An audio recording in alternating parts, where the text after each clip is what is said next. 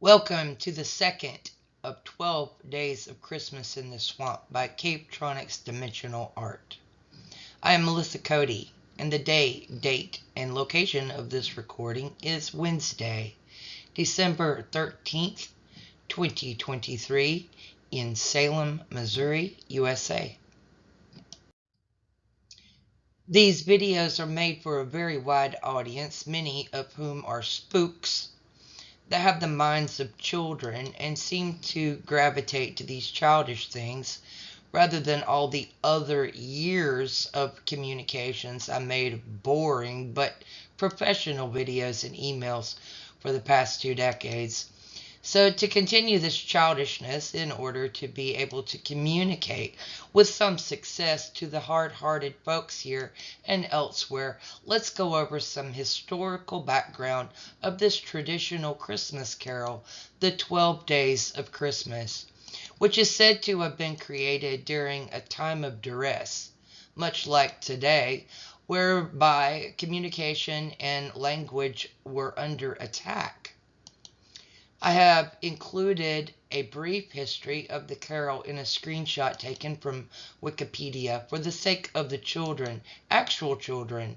I will also compile a separate video with just the carol and maybe this type of historical background for those who may be interested in such a thing.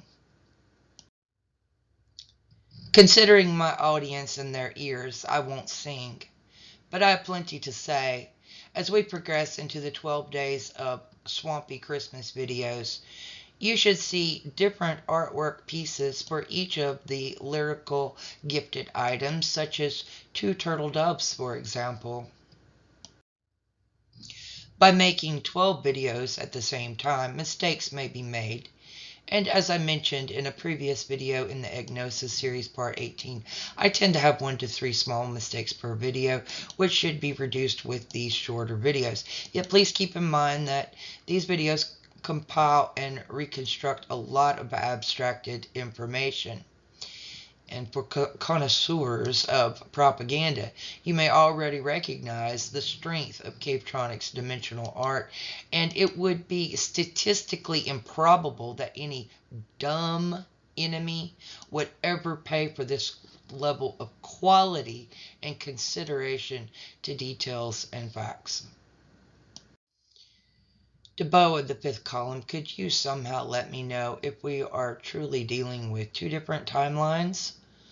Or 2 different worlds in some way that is more direct and less obscure, so that I can at least know what the heck is really going on. Because here's the deal. From various alternative media sources, some say that Trump is dead.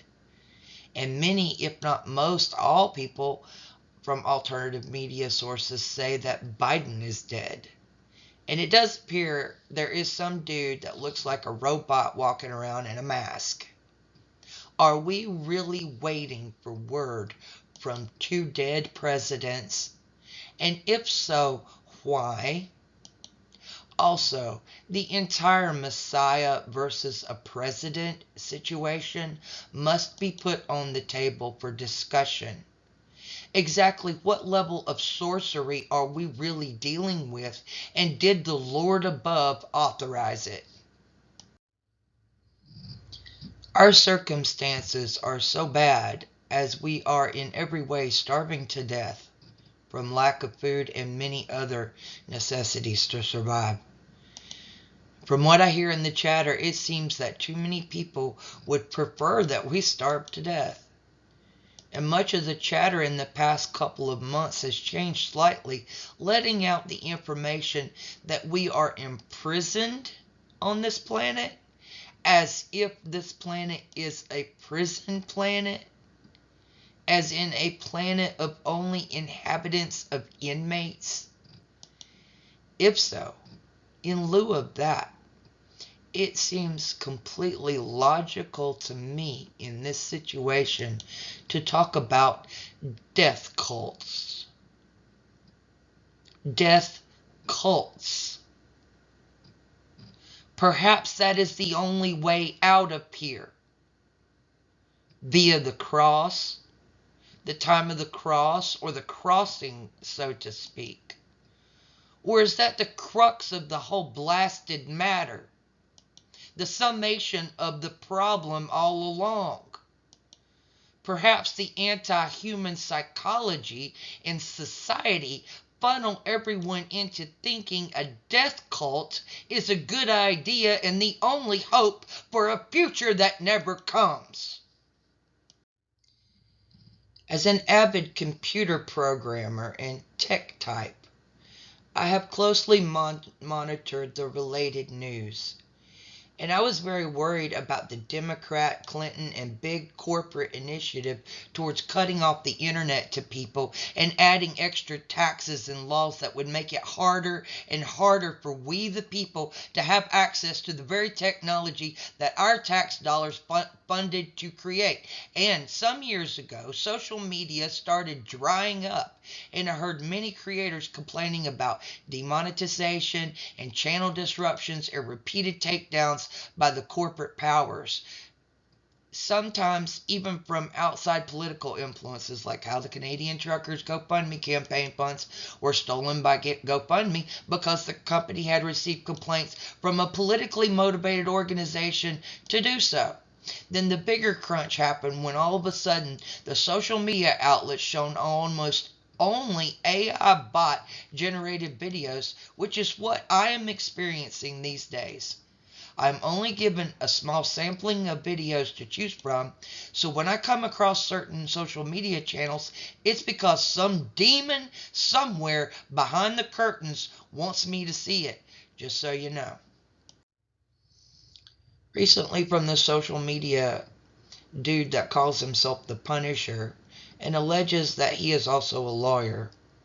Supposedly the same entity with a completely different body and face named Durham, who has been seen on TV in high-profile trials dealing with the FBI and January 6th. That guy, anyway, said that in one of his videos there were a lot of lights blinking in the field. Now this guy gives out comms all the time. And he claims to be all kinds of stuff, including a movie producer, if you look at his emails and stuff, or email address, which doesn't work. And I took that to mean that perhaps you guys were ahead of me somehow in time, like literally ahead in time, as if we've done this before. And I'm the last one in on the joke or nightmare, whichever this is just a matter of perspective.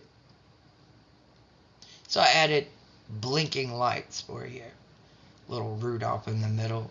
Later on in this 12-part series, we'll discuss the intersectionality of the game, the Lily Book, two spirits, death cults, and reality.